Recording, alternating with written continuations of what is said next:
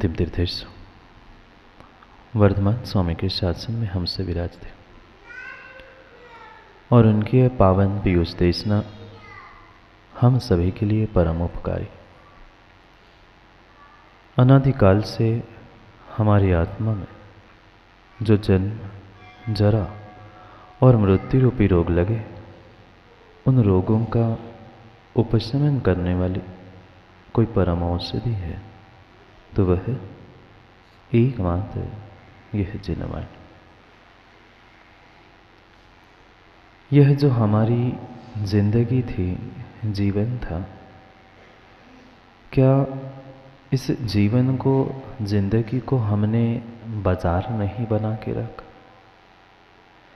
चाहे मंदिर का स्थान हो, चाहे धर्म का स्थान हो, जहाँ भी पहुँचते हैं हर स्थान पर हम मुनाफे और नुकसान की बात करते।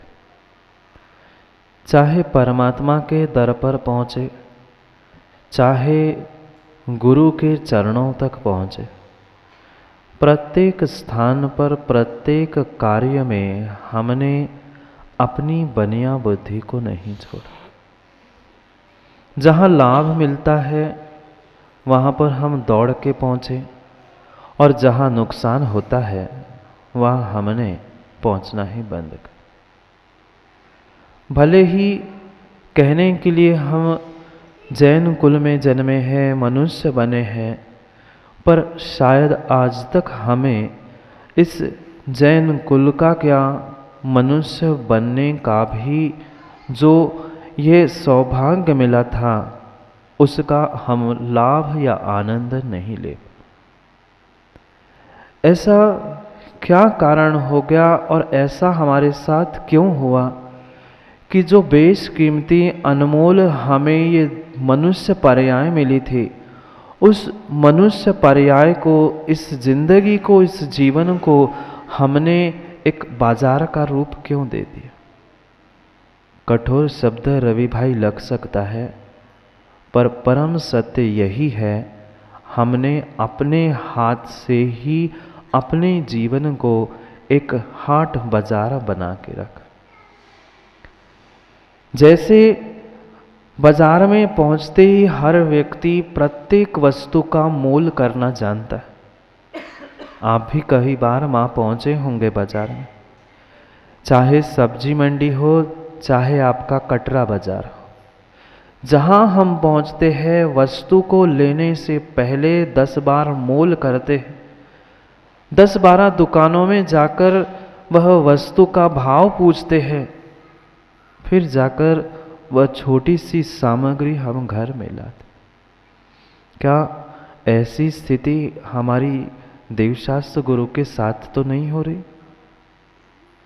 अगर शांति से विचार करें तो हमें उसका उत्तर सकारात्मक ही मिलेगा। हम परमात्मा के भी दर पर पहुंचकर यही हिसाब लगाते हैं कि हम पारसनाथ की भक्ति करेंगे, आज रविवार है तो हमें ऐसा लाभ होगा। शनिवार है, मैं मुनि सूरतनाथ भगवान की पूजा करूंगा तो मुझे कुछ लाभ होगा। मैं आदिनाथ भगवान की पूजा करूंगा, बाहुबल्य की नहीं करूंगा तो मेरा क्या नुकसान होगा?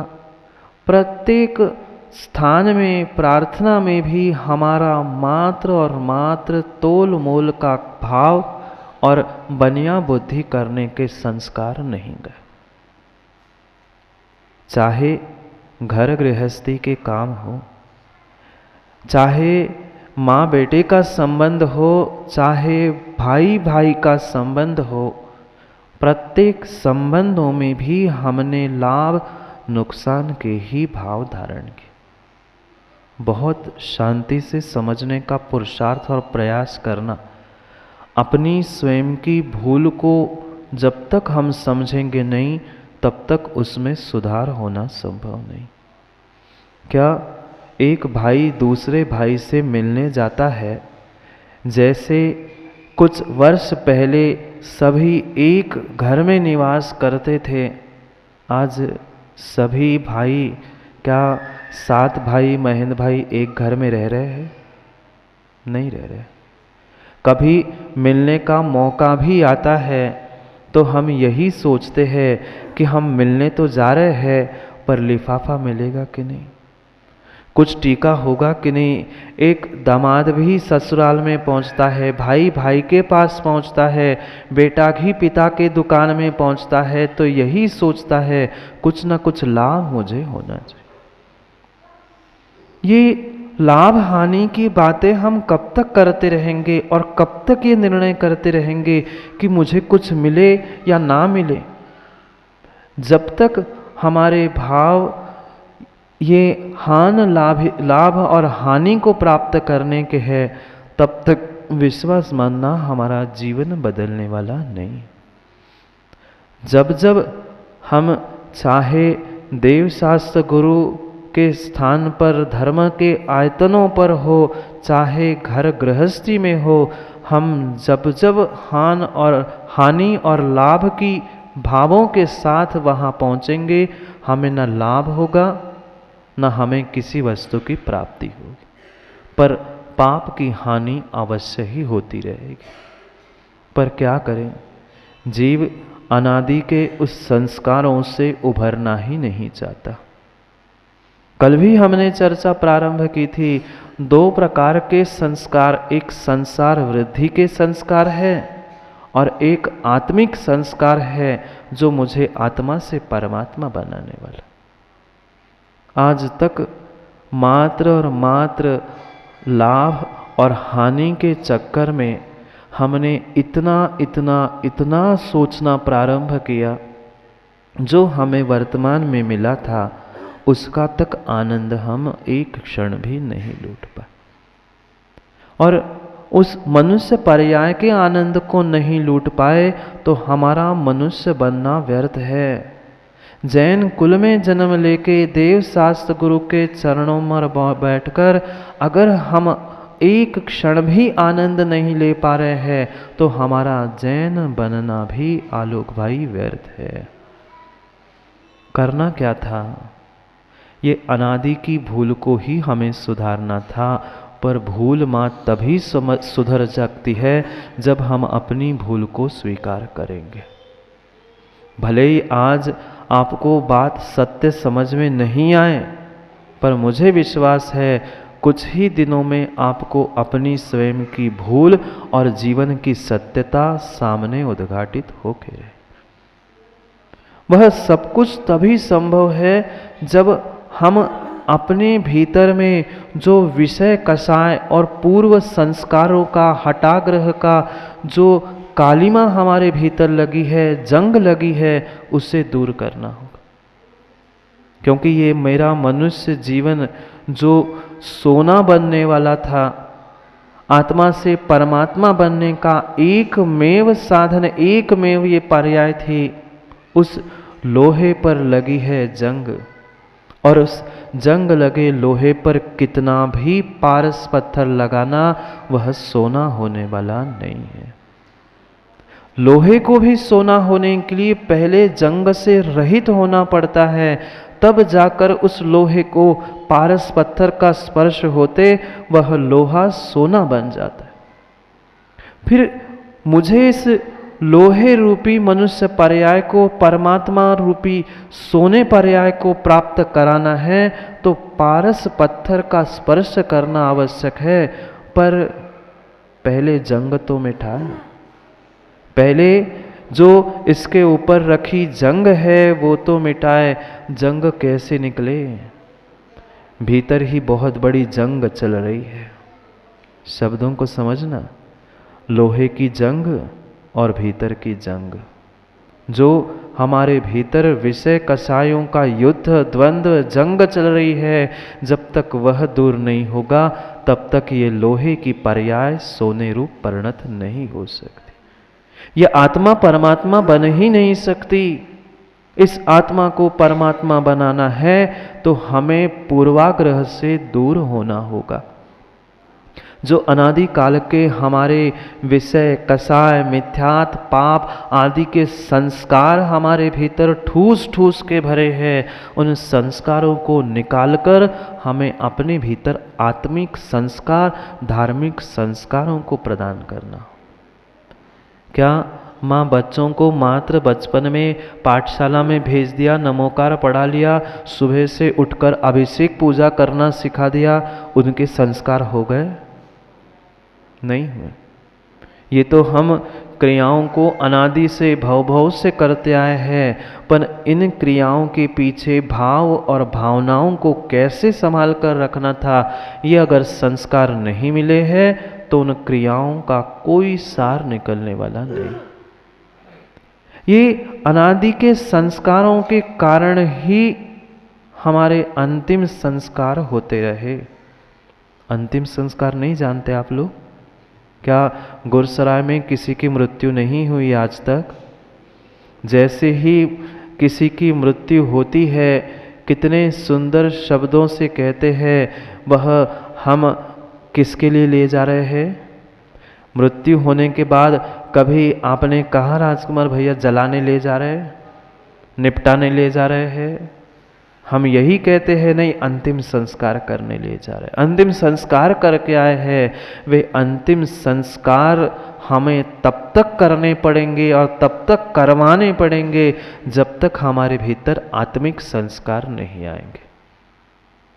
पक्का मानना, जब तक उन्ना लत्ता के साथ हो, उन्ना लत्ता, जब तक कपड़ों के साथ हो, उन्ना लत्ता के साथ हो, तब तक तुम्हारे अंतिम संस्कार होते रहेंगे। जिन्होंने उन्ना लत्ता, इधर उधर की इताएं उताएं की सब विषय कषायों को छोड़कर आत्मिक संस्कार प्राप्त करना प्रारंभ किया है, उनके अंतिम संस्कार नहीं होते। दहन करना अंतिम संस्कार एक श्रावक के होते हैं, साधु के वे अंतिम संस्कार दाह अग्नि आदि नहीं होते। क्योंकि हमें अगर परमात्मा बनना है तो क्रम क्रम से उन स्थानों को प्राप्त करना होगा। एक एक सीढ़ी चढ़ के ही व्यक्ति मंजिल पर पहुंचता है। पहले जो हमारी अनादि काल से चल रही भूल थी, उस भूल को समझे, भूल को सुधारने का प्रयास करे, तभी जाके जीवन में थोड़ा सा बदलाव आ सकता है, अन्यथा आने वाला नहीं है। आत्मिक संस्कार तभी संभव है जब हम अपने मन के संस्कारों को बदलने का प्रयास करें। कैसे भाव और कैसी भावनाओं को लेकर हम परमात्मा के मंदिर में, गुरु के चरणों में पहुंचते हैं। आज तक हमने यही प्रयास किया, मंदिर में भी पहुंचे, गुल्लक में रुपए, 2 रुपए, 5 रुपए, 10 रुपए, 100 रुपए डाल दिए और लाखों की बात भगवान से कर लिए। भगवान, मैं ऐसा कर लूंगा, आपका आशीष मिल जाए, मैं सिद्ध चक्र विधान कर दूंगा, मैं भगवान विराजमान कर लूंगा। भगवान कोई बनिया नहीं है जिसे लाभ और हानि की बात करके उनके साथ ही हम समझौता कर ले। जब तक ये हमारे पुराने संस्कार हटाग्रह दूर नहीं हो रहा है, तब तक जीवन में आनंद आने वाला नहीं है। क्यों? मायाचारी आप नहीं जानते ना? मायाचारी आप लोग नहीं जानते ना? जो मायाचारी जानते हैं तो करते नहीं होंगे, करते हैं।